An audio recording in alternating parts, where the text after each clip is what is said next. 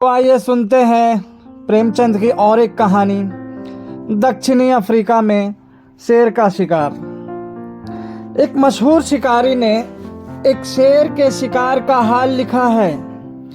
आज हम उसकी कथा उसी की जबान से सुनाते हैं।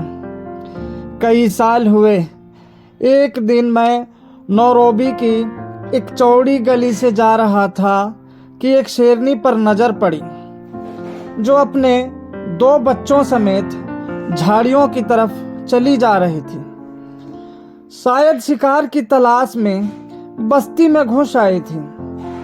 उसे देखते ही मैं लपक कर अपने घर आया और एक राइफल लेकर फिर उसी तरफ चला।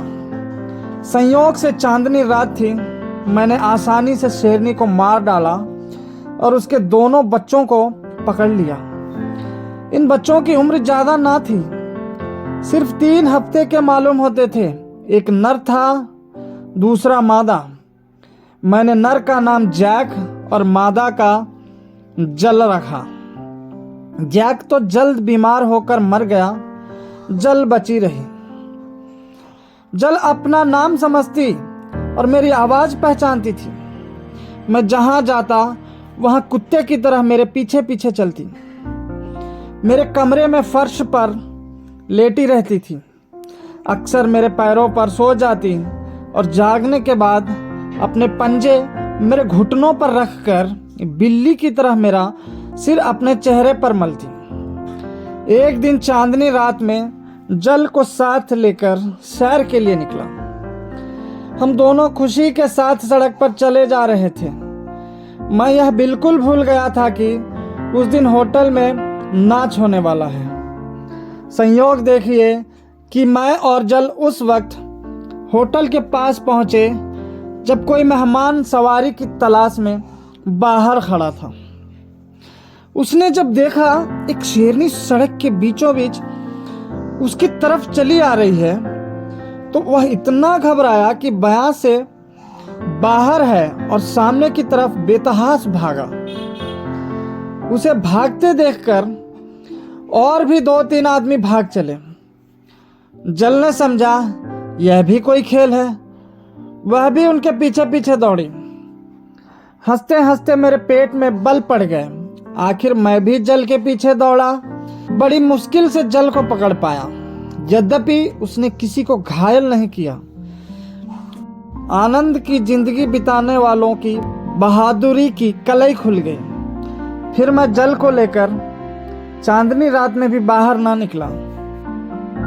एक दिन मैं एक जगह दावत खाने गया।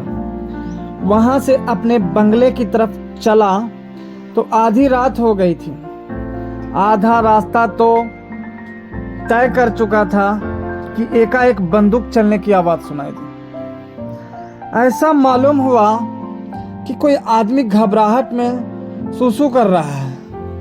जरा और आगे बढ़ा तो देखा कि एक संतरी लालटेन के खंबे पर चढ़ा बदहवासी की हालत में सुसु कर रहा है। मुझे देखते ही उसने कहा, साहब जरा बचे रहिएगा, एक शेर बिल्कुल पास खड़ा है और घोड़ों को खा रहा है।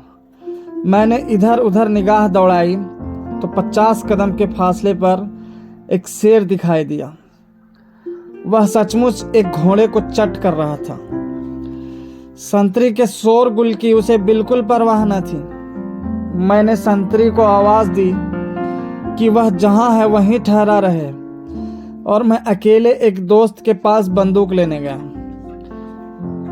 जब राइफल लेकर लौटा तो देखा कि शेर बैठा ओंठ चाट रहा है और संतरी ज्यों का त्यों खंभे से चिमटा खड़ा है। मैंने फौरन शेर पर बंदूक चलाई। वह जख्मी तो हो गया मगर मरा नहीं। वह बड़े जोर से गरजा और एक तरफ को चल दिया, लेकिन मैं उसे कब छोड़ने वाला था। मैं खून का निशान देखता हुआ उसके पीछे चला। आखिर मैंने उसे खाड़ी के किनारे पर खड़े देखा। हल्की मेरी गोली काम कर गई। शेर गिर पड़ा। मैं खुश शेर के पास गया और उसे देखते ही पहचान गया। वह मेरी शेरनी जल थी।